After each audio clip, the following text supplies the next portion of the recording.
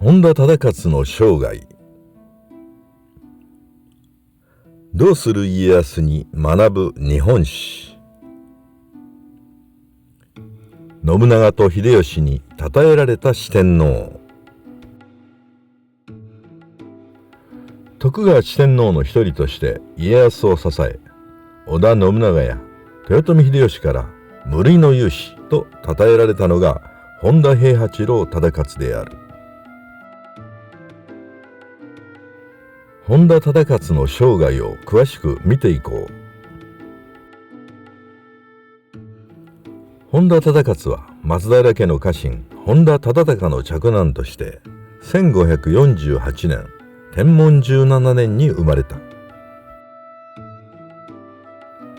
本田家は藤原北家の流れを組み、文語で本田姓を名乗り、後に足利尊氏に仕えた。その後尾張の地頭になり、伊那城主となった本田資時は松平氏に仕えたが、資時には貞道と貞政の2人の男子がいた。本田忠勝は忠道の末裔で、家康の側近となった本田正信は貞政の末裔である。忠勝の通称は平八郎で、祖父忠豊と父忠高はいずれも松平家の家臣として合戦で討ち死にしている。徳川家の家紋の三つ葉葵は本田家の立ち葵にちなんだと言われている。家康より6歳年少の忠勝は13歳の時、桶狭間の合戦で家康が大高城に兵糧を運び入れた戦いで初陣を果たしている。この戦いで忠勝は急流を渡ろうとしていた時に一匹の鹿が現れ、浅瀬を教えられた。そのために忠勝は以後の戦いから縁起がいいとして鹿角の兜を愛用したという。忠勝は叔父の本田忠真に武芸を学んだが、その叔父も武田信玄との三方ヶ原の戦いで討ち死にしている。この合戦では武田軍に完膚なきまでに打ちのめされた家康を忠勝がしんがりを務めて命を救っている。家康は平八幡と忠勝の働きを称えている。また武田軍からは家康に過ぎたるもの2つあり、唐の頭と本田平八と称賛された。唐の頭とは家康がかぶっていた貴重な兜のことである。本田忠勝は戦場では長さ2丈約6メートルのトンボ切りという槍を縦横無尽に使いこなす怪力の持ち主であった。トンボ切りとは忠勝が槍を振り回すとトンボが真っ二つに切れたことから名付けられた槍の名前である。忠勝は武田勝頼を天目山で自陣させ、武田氏を滅亡させた戦いでも活躍している。そのために織田信長はわざわざ忠勝をそば近くまで呼び寄せ、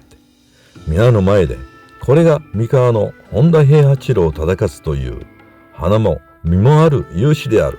と称えたという。しかしそんな信長も数ヶ月後には本能寺で明智光秀に討ち取られてしまう。本能寺の変の当日、堺にいた家康一行は京都に向かおうとしていた。忠勝が先発して枚方まで来ると、京都からハエ馬を走らせてきた茶屋四郎次郎と出会い、異変を知る。すぐに戻った忠勝は家康に伊賀越えを進め、少人数で家康を無事に帰国させている。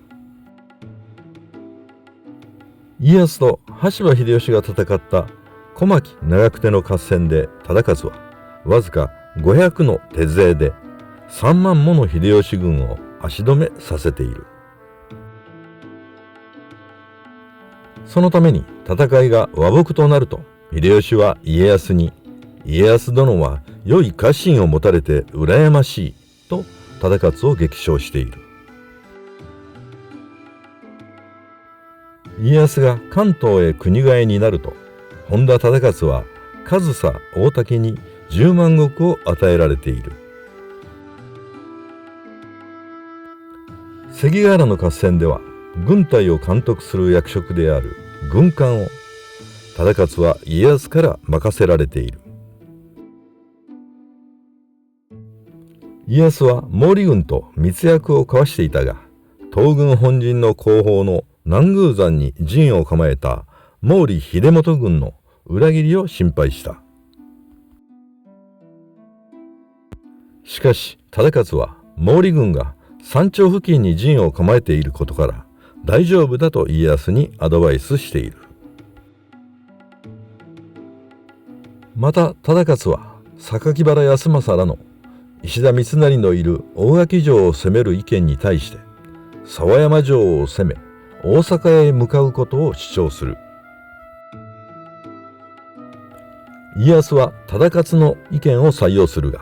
三成は慌てて徳川軍の侵攻を阻止するために大垣城から出て関ヶ原に陣を敷いた。家康は籠城する三成を野戦に引っ張り出すことに成功すると、思わずしてやったりと叫んだという。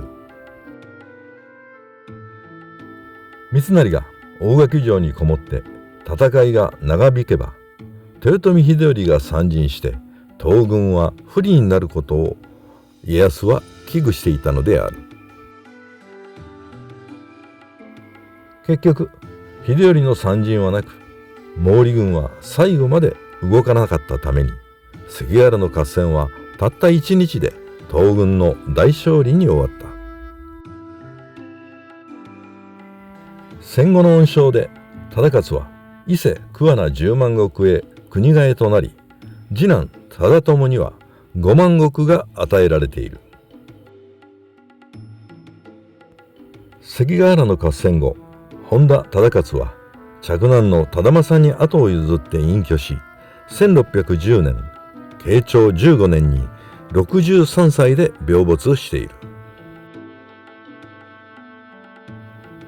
忠勝の死後、嫡男の忠政は播州姫路15万石に天風となっている。さらに大阪夏の陣の後、豊臣秀頼に死別した家康の孫の千姫が忠政の嫡男忠時に一目惚れする。